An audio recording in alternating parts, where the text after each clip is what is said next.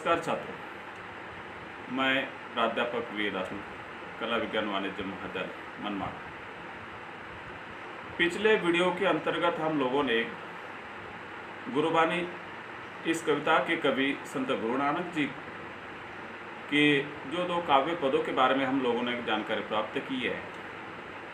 उसमें उन्होंने गुरु की महिमा और कर्म की महानता उन काव्य पदों के बारे में उन्होंने बताया।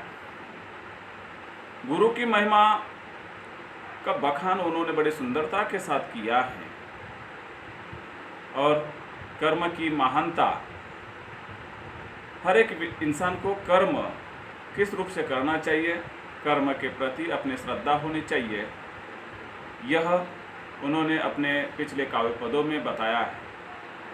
अब हम जो शेष 3 काव्य पद है उनके बारे में हम लोग जानकारी प्राप्त करते हैं। और सबसे पहले हम लोग उन जो बचे हुए काव्य पद है उन ये जो 3 काव्य पद दिए हैं, तो उन काव्य पदों का सबसे पहले उन्होंने यही कहा, मन रे अहि निसी हरि गुण सारी, जिनो खिनु पलु नामो न बिसरे ते, जन बिरले संसारी। ज्योति ज्योति मिलाइए सुरति सुरति संजोगु, हिंसा हऊ में गतु गए नाही सहसा जोगु। गुरुमुख जीसु हार मनी, बसे तिसु मेले गुरु संजोग। तो इन काव्य पदों में गुरु के माध्यम से या गुरु ने सबसे पहले नामस्मरण का इन पदों में महत्व दिया गया है। पहले हम लोग कुछ शब्दों के अर्थ देख लेते हैं। अहिनिसी यानी दिन रात, सारी यानी स्मरण करना, खिनु पलु यानी क्षण तथा पल, नामो यानी नामस्मरण करना, हऊ में यानी अहंकार में, संजोगु यानी तल्लीन होना।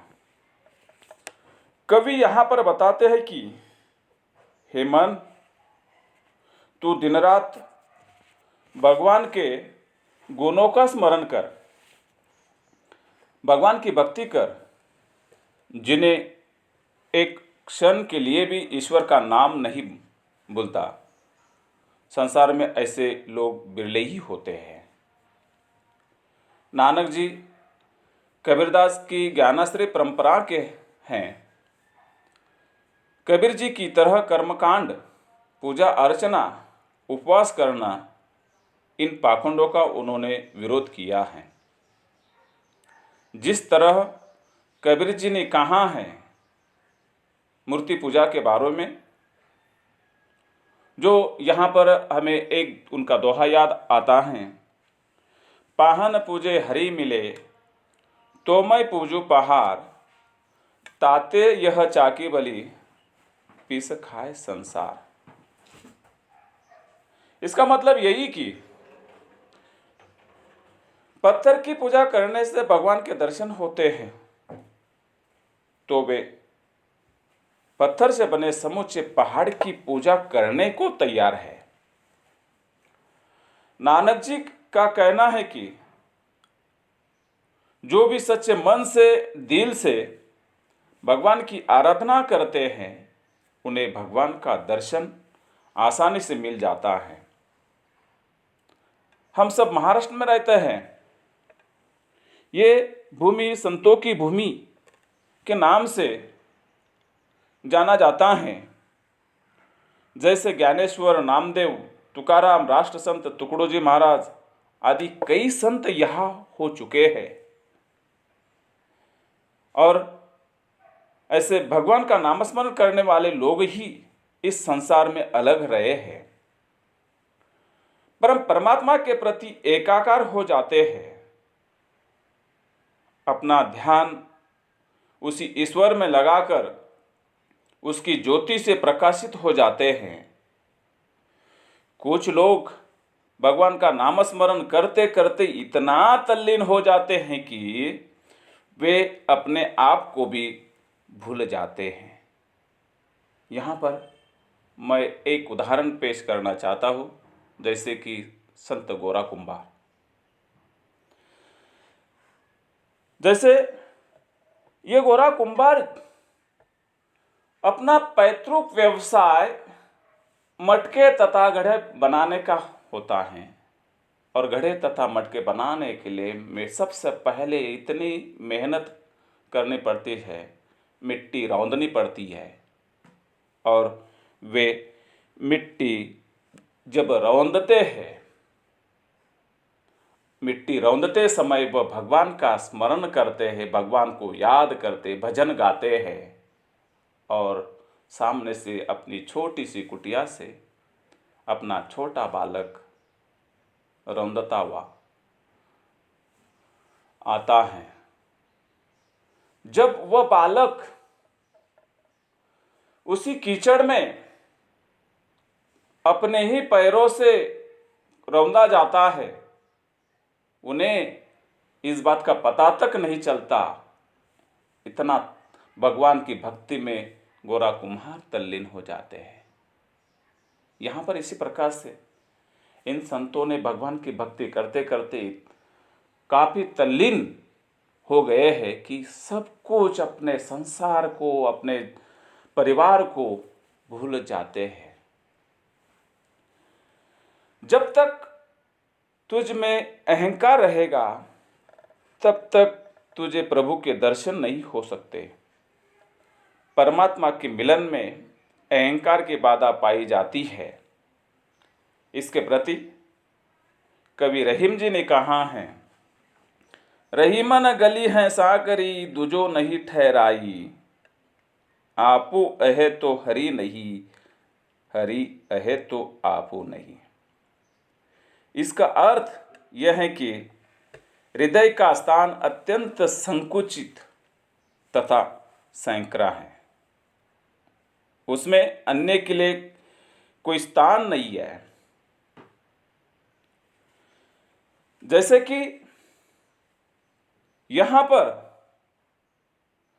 हरि है या तो मैं होता है, हरि और मैं दोनों एक साथ अपनी हृदय की गली में नहीं रुक पाते हैं, ठहर पाते हैं, समा पाते हैं। इसलिए यदि वह अहंकार रहेगा तो ईश्वर नहीं रह सकता, और यदि ईश्वर रहेगा तो वह अहंकार नहीं रह सकता। जिसने अपने हृदय में भगवान के नाम की माला पहन ली है, उसे ही प्रभु के दर्शन होते हैं। ईश्वर निराकार है, निर्गुण है, हर जगह समाया हुआ है।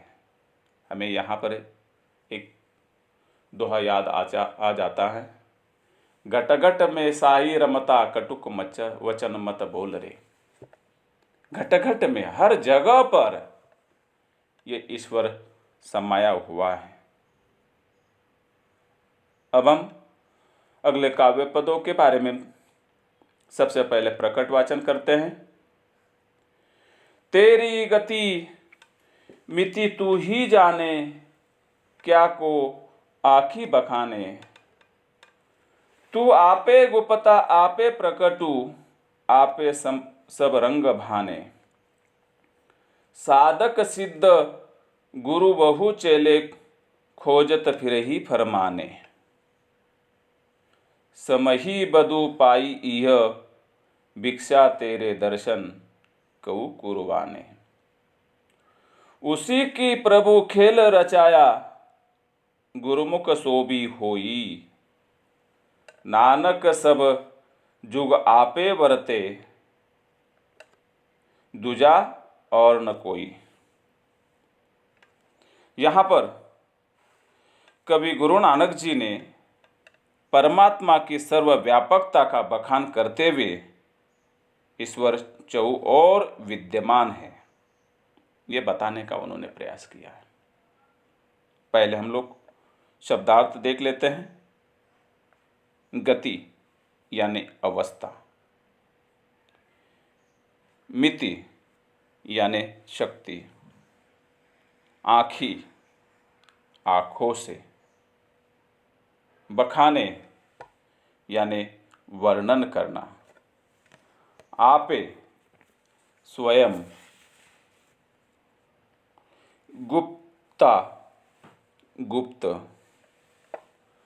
प्रगटु यानी प्रत्यक्ष तथा प्रकट होना, भाने अच्छा लगना, साधक यानी भक्त, सिद्ध यानी सिद्धि प्राप्त करने वाला व्यक्ति, और अंतिम चेला यानी शिष्य।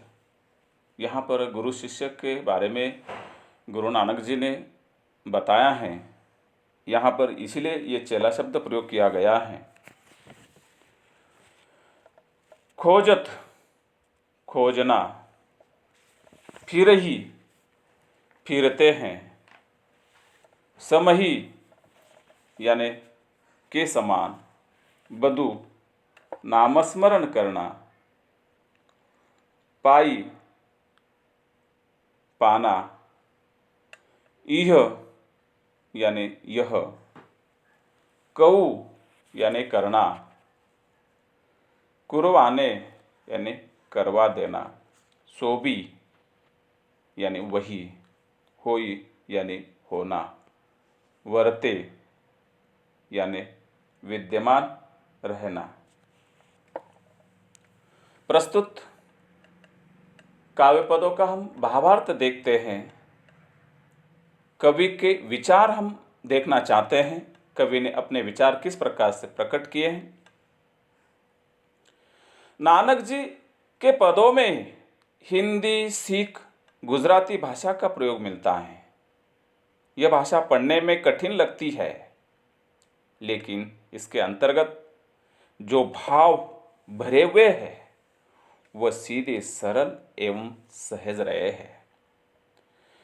गुरुबाणी के अंतर्गत नानक जी कहते हैं कि हे प्रभु, अपनी शक्ति के सब रहस्य को केवल तुम ही जानते हो। उनकी व्याख्या कोई दूसरा नहीं कर सकता। तुम ही अप्रकट रूप हो और तुम ही प्रकट रूप भी हो। हे प्रभु, तुम्हारी शक्ति का बखान कोई कर नहीं सकता। तुम्हारी शक्ति, तुम्हारा रूप, इसके बारे में तुम ही जानते हो। तुम्हारी लीलाओं के बारे में सब कुछ तुम्हें ही पता है। तुम्हारे अनेक रूप रंग हैं। अनगिनत भक्त, सिद्ध, गुरु और शिष्य तुम्हें ढूंढते फिरते रहते हैं।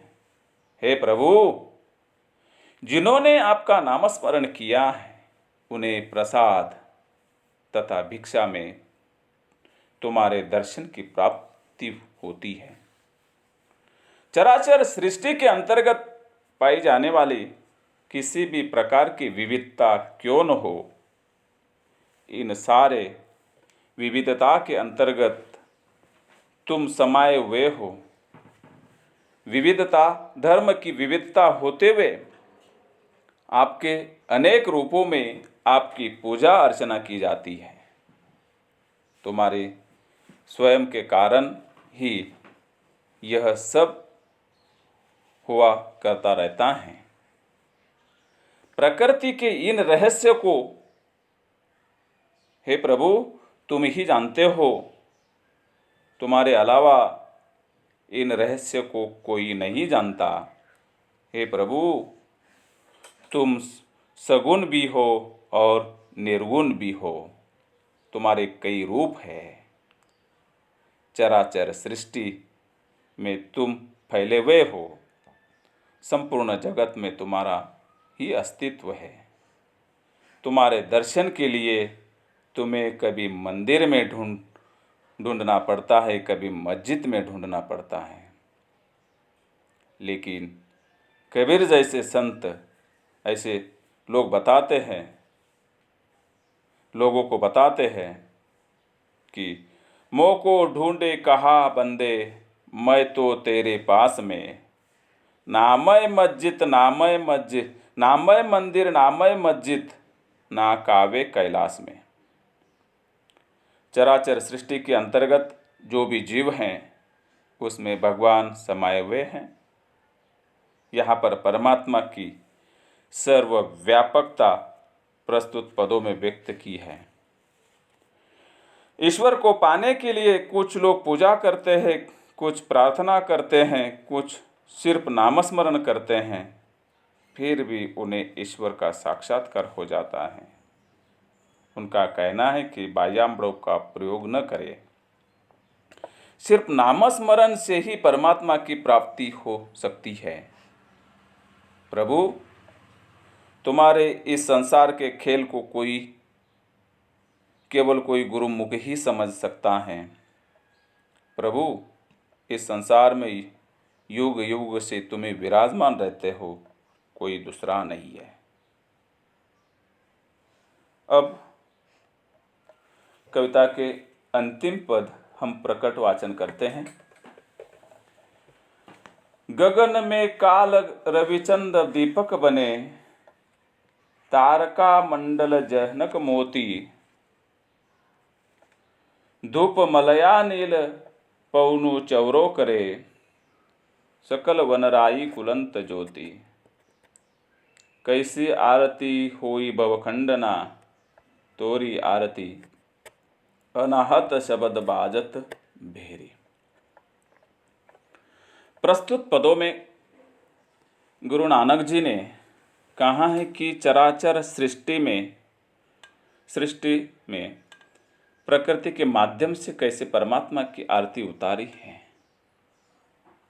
जो बाह्याडंबर आप कर रहे हैं वो कितना खोखला है, यह दर्शाने का प्रयास प्रस्तुत काव्य पदों में कवि ने बताया है। पहले हम लोग शब्दार्थ देखते हैं। गगन यानी आकाश, रविचंद यानी सूर्य चंद्रमा, तारका मंडल तारामंडल, मलयानील यानी मलयगिरी पर्वत से बहने वाली हवा, चवरो हवा देना, पवनु पवन तथा हवा, वनराई वन संपदा, कुलंत यानी कुल, ज्योति यानी जिसकी, भव संसार, तोरी यानी तुम्हारी। अनाहत शब्द, अनाहत मतलब योगियों से सुनाई देने वाले आंतरिक ध्वनि, भेरी नगाड़ा तथा बड़ा ढोल। प्रस्तुत पदों के अंतर्गत उन्होंने धर्म, कर्मकांड, इन सब बातों को उन्होंने विरोध किया है। भक्ति मार्ग के अंतर्गत दो प्रवाह धारा रही है, जैसे सगुण और निर्गुण। सगुण भक्ति मार्ग के अंतर्गत परमात्मा की मंदिर मस्जिद जाकर पूजा की जाती है, पर निर्गुणवादी कवि नानक जी ने यहाँ कहा है कि ये सब करने की कोई आवश्यकता नहीं है, क्योंकि प्रकृति ने जिस भगवान की ऐसी पूजा अर्चना की है कि प्रकृति के माध्यम से उनकी आरती उतारी गई है। फिर यहाँ इस तरह से आरती उतारने का मतलब ही क्या है? उन्होंने कहा है जैसे हम लोग भगवान की आरती उतारते हैं उसी प्रकार के वे हमारे सामने पूजा का थाल होता है। उसी थाल के अंतर्गत दीपक रखे जाते हैं। प्रकृति ने संपूर्ण आकाश मंडल रूप ऐसा यह थाल किया है कि इस थाल के अंतर्गत चंद्रमा और सूर्य जैसे ये दो दिए रखे हैं। जिस प्रकार से थाल में दिया रखा जाता है और दिए को जलाते ही हम किसी भगवान की पूजा करते हैं, ठीक उसी प्रकार से मानो ये प्रकृति ने आकाश रूपी थाल में ये सूर्य और चंद्र ये दो दिए रखे हैं। ये दो दियों के माध्यम से परमात्मा की आरती उतारी जाती है। ये तारका मंडल जो है, इस तारका मंडल के अंतर्गत चमकने वाले जो अलग अलग तारे सितारे जो हैं, ऐसे लगता है मानो ये सितारे ऐसे महसूस सितारों से ऐसे महसूस हो रहा है मानो तारका मंडल के माध्यम से मोतियों से हीरे मानकों से ये थाल सजा हुआ है। ऐसा यह आभास यहाँ पर होता है। मलयगिरी से बहने वाली जो हवा है वह सुगंधित होती है। यह हवा प्राकृतिक रूप धूप का काम करती है। इस कारण धूप जलाने की कोई आवश्यकता नहीं है।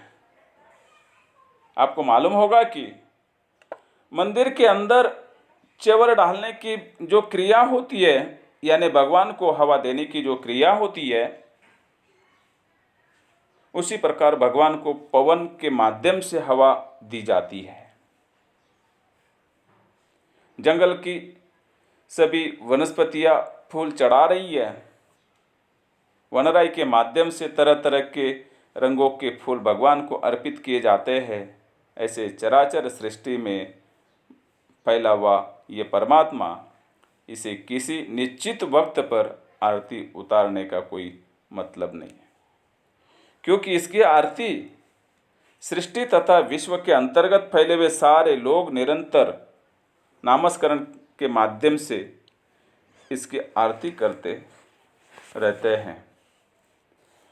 मतलब कुछ गीत गाते रहते हैं।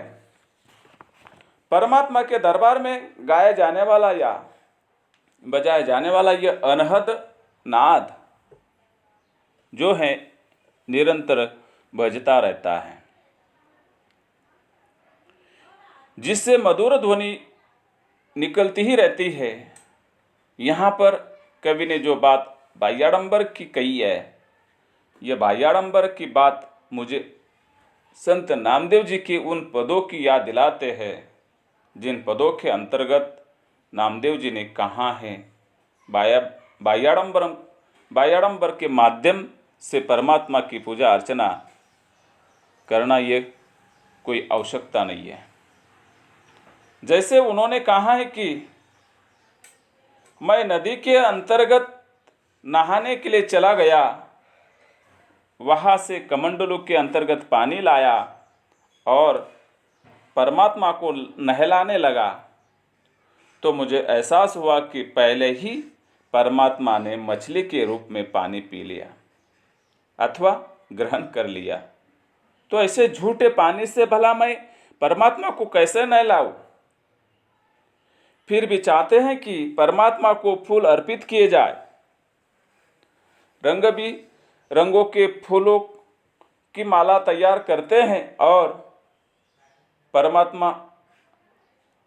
परमात्मा को अर्पित करना चाहते हैं। इतने में ही उन फूलों से भौरा ही निकल कर आ जाता है। उन्हें लगता है कि अरे इस भौरों ने पहले से ही फूलों की गंध ली है, ऐसे झूठे फूलों की माला भला मैं परमात्मा को कैसे अर्पित करूं? वे परमात्मा के आगे घी का दीपक जलाना चाहते हैं, लेकिन अब जानते हैं कि दीपक जलाने के लिए हमारी आंखें झुकी हुई रहती है और हम अपने हाथों की ओर के माध्यम से दिए की लौ को हवा से बचाने की कोशिश करते हैं। जैसे कि मैंने परमात्मा के सामने घी का दीपक जला जलाया, पहले ही ज्योति जो है मेरे आँखों ने देखी है। ऐसी झूठी ज्योत मैं परमात्मा को कैसे अर्पित करूं? हे मनुष्य, इस महान आरती के होते हुए तेरी आरती की क्या आवश्यकता है, क्या मतलब है? अर्थात भगवान की असली आरती तो मन में उतारी जाती है। श्रद्धा ही भक्त की सबसे बड़ी भेंट होती है। यहाँ पर जैसे कि कहने का तात्पर्य यही है कि भगवान की भक्ति सच्चे दिल से, सच्चे मन से होनी चाहिए, नामस्मरण से होनी चाहिए। सिर्फ दिखावा करना, मंदिर में जाना, पूजा अर्चा करना, मस्जिद में जाना, नमाज पढ़ना, इन बातों से नहीं होता है। जैसे कि मन से भक्ति होनी चाहिए, सच्चे दिल से भगवान का नामस्मरण हमें करना चाहिए। जैसे कि हमने गोरा कुंभार का उदाहरण देखा है। गोरा कुंभार जी ने भगवान की भक्ति करते करते अपने बच्चों को ही भूल जाते हैं, रौंद देते हैं। आखिर में आपको उसका परिणाम मालूम ही है कि भगवान उनके बच्चों को जीवित कर देते हैं। इसी प्रकार से भक्ति हमें होनी चाहिए। थाल सजाकर, थाल में फूल रखकर, दिन दीपक का दिया जलाना, इन सब की आवश्यकता नहीं है। भगवान की भक्ति, भगवान की पूजा मानो प्रकृति ने ही पहले से कर दी है। सिर्फ हमें नामस्मरण करना चाहिए। इसी प्रकार से यहाँ पर इन काव्य पदों का भावार्थ हमने देखा है। और अंत में जैसे कि कुछ कठिन शब्द दिए हैं, कठिन शब्द वैसे हमने तो देख ही लिए। तो आगे चलकर हम लोग स्वाध्याय के बारे में थोड़ा बहुत जानकारी प्राप्त करते हैं कि स्वाध्याय के अंतर्गत सबसे पहले आकलन कृति। आकलन में प्रश्न पहला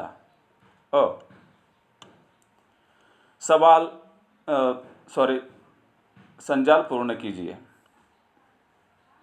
इसमें संजाल दिया है और संजाल के चारों कोष्ठक हमें पूर्ण करना है।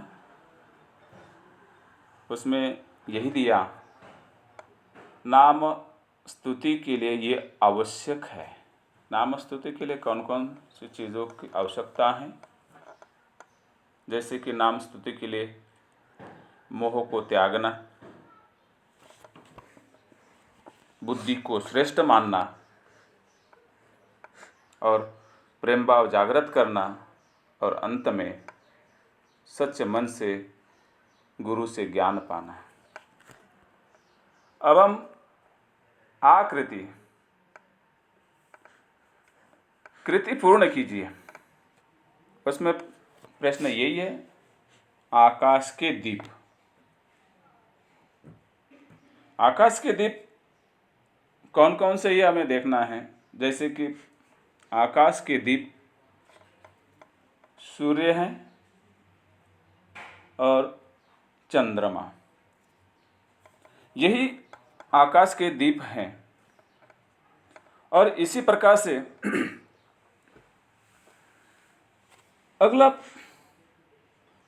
आगे चलकर हम लोग शब्द संपदा के बारे में जानकारी प्राप्त करना चाहते हैं। जैसे कि यहाँ पर लिखिए, प्रत्यय युक्त शब्द दिए गए हैं। इसमें सबसे पहले दान, दया, गुण, अंतर, इसके बारे में पूछा गया है। प्रत्यय मतलब शब्द के अंत में जो शब्द जुड़ जाता है उन्हें आसान भाषा में प्रत्यय कहा जाता है। जैसे कि दान, इन्हें अंत में ई प्रत्यय जोड़ देने से दानी ये शब्द बनता है। दया, ये दया शब्द को आलू प्रत्यय जोड़ने से दयालु शब्द बनता है। और गुण, इसी शब्द को वान प्रत्यय जोड़ देने से गुणवान शब्द बन जाता है। और अंतिम अंतर, इसे आल प्रत्यय जोड़ने से अंतराल शब्द बन जाता है। जैसे कि आगे चलकर अभिव्यक्ति के बारे में प्रश्न पूछा गया है। प्रश्न नंबर 3, उप प्रश्न अ, पहला, गुरु बिन ज्ञान न हुई, उक्ति पर अपने विचार लिखिए। और दूसरा, ईश्वर भक्ति में नामस्मरण का महत्व होता है, इस विषय पर अपना मंतव्य लिखिए। ये जो प्रश्न पूछे गए, इन प्रश्नों के जवाब में अपने विचारों को प्रधानता दी गई है। हर एक व्यक्ति, हर एक छात्र अपने अपने विचार अलग अलग प्रकार से प्रकट कर सकता है। गुरु के माध्यम से अलग अलग उनकी राय यहाँ पर बता सकते हैं, लिख सकते हैं। और ईश्वर भक्ति में नामस्मरण का क्या महत्व होता है, ये भी अपने अपने अलग विचार यहाँ पर लिख सकते हैं। तो इसी प्रकार से यहाँ पर जो संत गुरु नानक जी की गुरुवाणी यह कविता रही है, ये बहुत सुंदर शब्दों में संत गुरु नानक जी ने बताई है।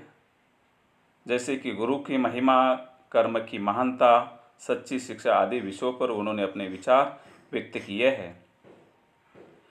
जैसे मनुष्य को अपने जीवन में उदात्त चारित्र्यवान बनाने में गुरु का कितना मार्गदर्शन होता है, ये बड़े सुंदरता से उन्होंने बताने का प्रयास किया। मनुष्य के उत्तम कार्य और सच्ची शिक्षा का बहुत बड़ा योगदान रहता है। और उन्होंने ये भी बताया है, गुरु द्वारा दिया जाने वाला ज्ञान ही शिष्य की सबसे बड़ी पूंजी होती है। इस बात को उन्होंने ये कहा है कि गुरु द्वारा ही सब कुछ हमें ज्ञान मिलता है, गुरु ही हमें सही राह पर चलाने की सीख देता है। और आगे चलकर उन्होंने ये भी बताया कि उत्तम कर्मों का सम्मान अपने कर्म किस प्रकार से है, उस पर ज़्यादातर निर्भर होता है। उत्तम कर्म करें तो समाज हमें अपने आप सम्मान देता है। सिर्फ अपने उत्तम कार्य होने चाहिए, न कि जाति पूछनी चाहिए। अपना हर एक व्यक्ति को अपना श्रेष्ठत्व दिखाना चाहिए। जैसे कि यहाँ पर बाह्याडंबरों का उन्होंने घोर विरोध किया, कर्मकांड का विरोध किया है। इतना ही कहकर मैं अपनी वाणी को यहाँ पर विराम देता हूँ। धन्यवाद।